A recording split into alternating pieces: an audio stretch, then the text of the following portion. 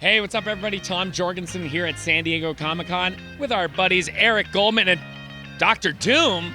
You're not Dr. Doom. You're not Dr. Doom. Take that off. Take that. It's Leanne Bukovic. She's here. These two were in the Hall H panel. They were giving out these capes and these masks to everybody in the audience. Tons to break down from that panel. Let's start with a huge piece of casting. A-lister coming into the MCU. Ryan Gosling is Ghost Rider, confirmed for 2028, a solo movie. Tell us a little bit about what was happening in Hall H with that. Yeah, that was like the big first reveal, and it's funny that the Ryans always get what they want. You know, Ryan Reynolds fought to be Deadpool for years. Ryan Gosling, he's made it be known. He wants to be Ghost Rider, and of course they're going to let him do it. And Sean Levy directing, I think, is the other big news because they just did Star Wars Starfighter together, and Kevin Feige really talked that up. He says he's seen some of that movie, and so they're a package deal again, and for 2028, we're going to finally get a Ghost Rider movie that is not with Nicolas Cage. Not with Nicolas Cage. Leanne, what was the reaction like in the room to that casting?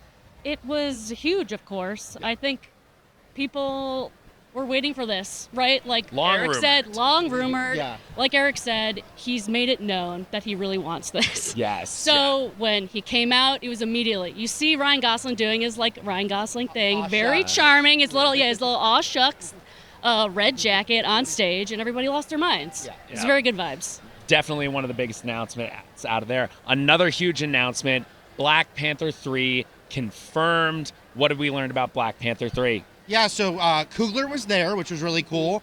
And then there have been so many casting rumors for I shouldn't even say rumors. Both Coogler and Denzel Washington have been so open that Washington's in the movie. People thought they'd just say it officially. They didn't say that. They had a completely out of left field announcement that David Johnson from Alien Romulus and The Long Walk is playing T'Challa's son. And that through the magic of comic books, he'll somehow be aged up. And he is going to be the new Black Panther. I mean, Coogler kind of told us a lot. He said he'll be aged up. He's the new Black Panther, and there he was on stage. Really incredible actor, really great in The Long Walk last year as well, if you didn't catch that. Now, Leanne, we also heard Coogler mention that this movie is going to be coming to premium formats. Yes. Very pointedly did not say either IMAX or Infinity Vision. Yes. Yeah. We were speculating that it's IMAX. You know. We'll say it for him. We'll say that, yeah. Dune 3 and Doomsday going to have a little bit of a fighting match there for IMAX screens there. But lots more to talk about. We got a little bit of a cameo in Hall H from Ryan Reynolds. Liam, what did we see there? So he came out in the gray Deadpool costume. Again, everybody lost their minds over, he spoke, it's immediately Ryan Reynolds. But he had an interaction with the rest of the Doomsday cast. It was mostly like a bit, right? Like he's talking about did you guys shoot Doomsday yet? Like when is that happening? Yeah. And Robert Downey Jr. goes, "It's in the can, bro. It is in the can." Yeah. But then that was followed up on by the director, correct? Well, no, Directors. It was interesting because he also asked Paul Rudd about what was the deal with the crying with Thor bit. And they didn't answer that. But the weird, funny thing is he walked away and they never actually distinctly said, oh, Ryan Reynolds is in Doomsday as Deadpool. They never said Deadpool 4 officially announced. They never actually officially said anything, even though we're 90% sure this was confirming he is going to be in Doomsday wearing that gray costume, very much like the X-Force costume from the comics. But they didn't say that. We just think that's what they were saying. It feels like the smart money is probably on him being around, right? Yeah, I think we think that, we assume there's going to be some big names they've held back from Doomsday, and after Deadpool and Wolverine did what it did, I think they want to get him back as quickly as they can because it took so long to make that movie happen. Right. Yeah. Another casting announcement we got in that panel, Haley Atwell, Peggy Carter herself, is going to be back for Doomsday. So Steve didn't leave the baby alone at home if you were worried about it. Hopefully Peggy was there. Yeah. But yeah, what was that like? Was the room pretty receptive to that news? They were, but it's so funny how they decide what to kind of reveal casually or not. So they had this big moment where they brought out 20 of the cast. They're all lined up, and there she is. They just mention her without saying, hey, and she's in the movie too. They just say, there she is, and people cheered, but it was funny that they didn't make it its own moment. They're just like, guess what? Like you said, Steve didn't leave her behind, or if he did, she's coming for him. But right, it was more like the moment of here are these two stages on the front and back, and the people in the front, it's actually going to swap. you're going to get a front row seat to all of this. Yeah. So she was amongst all of these people who are on stage, and like, it's an exciting, crazy moment, but also she didn't get her own thing. I know. Yeah. Yeah, well, we'll see what she's doing in Doomsday. Maybe Captain Carter's coming back. Who knows? We also saw a little bit of footage from Doomsday. Leanne, can you break down a little bit about what we saw? Can I? What did we see? Well, what a blur. I heard it was Victor and Reed, right? A little bit of history between them. Yeah. Yeah, I was trying to log into Twitter.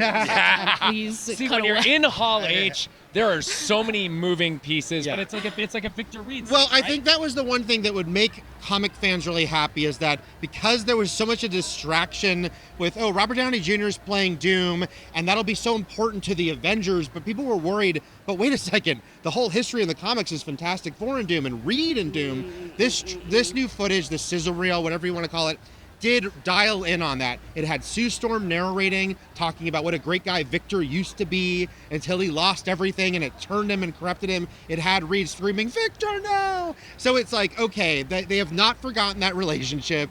It will be important to the movie. It's a little weird they never name dropped him in the Fantastic Four movie, I think.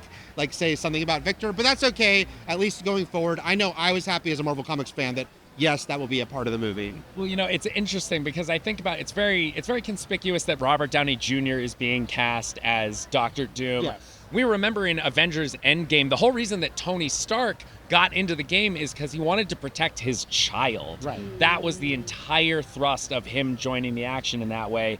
I could very much see a world in which Dr. Doom, having lost everything, a lot of times that means family. Yes. Maybe he is doing what Tony wouldn't and kind of pulling the universe apart to get his family back. You're reminding me that this footage did lean into that, because it had Doom saying something about, like, you don't deserve what you have, and they show Love, Thor's daughter. I think they show Franklin. So, and I think people had already been speculating that he's coming for the kids. And so it does seem like there might be a thing where he lost his family. Now he's going to take the families of these other characters. Yeah.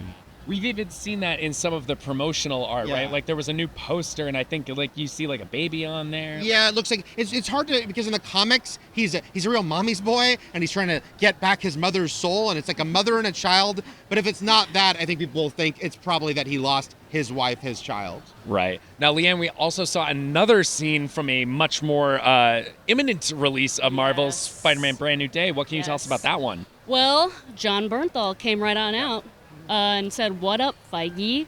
Yeah. So we had a Very moment. Bernthal. Yes, very Bernthal of him. He came out. We saw him, Tom Holland, Spider-Man teaming up. Tom Holland telling John Bernthal's Punisher that this is above your pay grade, bro. Yeah. But we also see Mark Ruffalo as the Hulk, and he is speaking with his own voice. Yeah, that was interesting, because we've really been leaning into in the trailers for Spider-Man, like, oh, Savage Hulk is back. Yeah. But we saw this fight scene where it almost seems like a weird hybrid Hulk, because he is roaring and he's furious and he's smashing things, but when they try to throw like an explosive at him, he catches it and says in Ruffalo's voice, "Really?" So it's like there's something going on where he's losing control, but he hasn't fully lost control. But they also address the fact that, yeah, the Punisher taking on the Hulk isn't going to end well, but it seems like they're in necessity it's going to happen. I have a pet theory about this. Yeah. We know Spider-Man Brand New Day features a villain that is able to sort of puppeteer people and jump between bodies. Right. I have a real sense that maybe the reason why Hulk is talking in that voice, maybe he's being puppeteered by the villain. Maybe that's not Bruce's voice at all, but someone else who could have red hair, could not have red hair, who's to say? Who's to say? We'll find out in a week. We'll find out. That's true. Yeah, actually, theaters are to say very soon. Those were sort of the big highlights of the panel. One thing that we didn't see, which was a little bit of a big surprise, I think, for a lot of people, was no real talk of the X-Men. No new X-Men updates. Was there any sense of deflation in the room at the end of the panel at that point? I mean, I did hear, right when it ended, a girl behind me said, "That's it." It's weird with X-Men, because it's one of those things where they never promised us X-Men was part of this panel, but I think there were expectations, no pun intended, that something, and it was probably too early for the cast, especially because they might not want to give away some secrets that might be revealed in Spider-Man or might not, or maybe they just haven't cast everyone, and I bet D23's around the corner. But I think the crowd wanted something from X-Men, even if it was just a logo reveal in a year. something. Again, no one ever said we were getting it, but I think that's what people were hoping for. All right, so with all of that said, do you guys feel like what we saw in Marvel's Hall H panel was enough to kind of put the gas in the tank that maybe they need? I mean, I think people are legitimately super hyped for the 2 movies this year, and this did nothing to take away from that. But I think as far as Hall H and the idea that people want the most, there was one extra thing lacking. And it didn't have to be X-Men, it's just the thing that people expected it to be. But I'm going to bring up a funny example. Something like Blade, except if you actually make the movie. I think it was like a brand new, because Ghost Rider had been talked about for so long, Black Panther 3 had been talked about so long, amazing casting choice, but there wasn't either the X-Men, which are such a crowd pleaser, or something just completely out of left field. And I think that's what people wanted. I did wonder about them putting the trailer out a few days ago. It kind of took a little bit of the oomph away, even though people were still very hyped on the footage we got. And it's been 2 years, right? So you would think that it's going to be this moment of like, they're going to roll out the parade, which they did. They they brought out a parade of people. All of these actors walked through the halls, the aisles rather, of Hall H. And people were so hyped, but like, is that enough to tide us over when most of them said nothing? Yeah, it's tricky these days because people will always remember the old days when they'd put up a new slate of like 10 movies. Yes. I think that's never going to happen again, by the way, because I think it bit them in the ass that they announced too many things ahead of time. But it does raise expectations for like the Hall H of it all. Yeah. So I think people had a good time in there, and they, like you said, that big moment of all the actors was amazing. They all walk through the aisles, and it's like, look at all these famous Avengers, and they're high-fiving, and it's really fun. But yeah, it was just like, could they have done one more thing, one more legitimate, like just big surprise? I still thought it was a good presentation, but it wasn't like one of the best. I agree. And I think that the anticipation of having to wait just like 10 minutes before the thing actually started, people, you could see that they were like, let's go, like, let's hear what's going to happen here. Yeah, especially the people who've been waiting like all day or maybe 2 days for it. I talked to people around us asking them, like, when did you get here? That they said they've been here all day. Yeah. Like, just plop down in the chairs. I mean, that's fandom. Dedication, yeah. and that is, it's San Diego heat, so you know it's serious. Yeah. So Leanne, at the end of this thing, what was the highlight of it for you? Deo Johnson, hands down. I love him. I think he's a fantastic actor. I cannot wait to see him in a premium format screen. Premium format. Yeah. I think he's going to do great. I would actually agree with that because it was the one legitimate, like, out of nowhere. No one was talking about him as a casting possibility. No one was talking about the fact that, like, oh, they're going to age up T'Challa Jr. in this movie. I mean, that leaves a lot of speculation about what's going to happen with Shuri, what's going to do, 2 Black Panthers. But it's exciting. He's a great actor. Like you mentioned, Long Walk, he's so excellent in Alien Romulus. So, yeah, just, and knowing Coogler's coming back, you know, Feige made sure to mention, sometimes our directors go off and win Oscars and then they come back. That's just really exciting to see that that's going to happen. It's going to happen soon. Yeah, we got a date. Yeah. Yes. Yeah, December 15th? December 15th, 2028. December 15th, 2028. Well, there's a very important other release date, which is Avengers Doomsday, which is December 18th, 2026. It's coming very fast, brand new day in a week. Leanne, Eric, thank you so much for these updates from Hall H. We've had a blast at San Diego Comic-Con, but we have so much coverage that you have to check out. You can only see it in one place, IGN.